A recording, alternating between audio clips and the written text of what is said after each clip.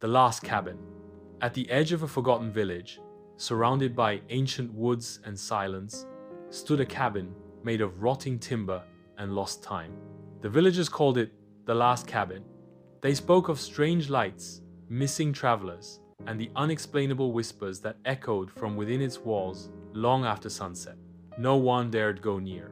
But Saeed wasn't like the others. He didn't believe in legends. A curious traveler with a taste for forgotten places, he scoffed at superstitions. When he heard of the cabin during a campfire tale, he decided to find it himself, alone.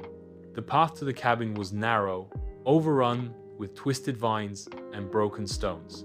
The further he walked, the quieter the forest became. No birds, no insects, just wind whispering through dead branches. When the cabin finally appeared between the trees, it looked abandoned, but somehow alert, like it was waiting. He stepped onto the porch. The wooden boards groaned beneath his feet. The door, slightly ajar, opened wider with a hollow creak. A gust of cold air brushed past him like breath on his neck. Inside, the air was damp and heavy. Dust floated in thick layers, and cobwebs clung to every corner. A strange smell lingered earthy, but with an undertone of decay. As Saeed moved deeper into the house, his flashlight began to flicker. Still, he pressed on.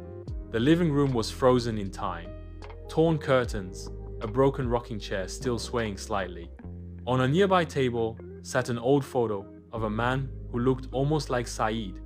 Same eyes, same frown, but older. Beneath the photo were words carved into the wood. "You'll return." He tried to leave, but the front door was gone, vanished. In its place was a solid wall. Panic rose in his chest. He ran through the halls, searching for a way out. All the windows were now bricked over. Then, he found the mirror, tall, cracked at the edges, covered in dust. As he wiped it clean, his reflection blinked, but he hadn't. The figure in the mirror grinned slowly, eyes turning black. Saeed stepped back, heart racing. From the mirror, a hand emerged, then an arm, then a whole figure identical to him, but twisted, decayed, wrong. "You looked for me," it whispered. "Now we trade." Saeed screamed, but no sound came. The mirror figure lunged, dragging him inside. The surface rippled like water, then went still. Now, the cabin stands silent once more.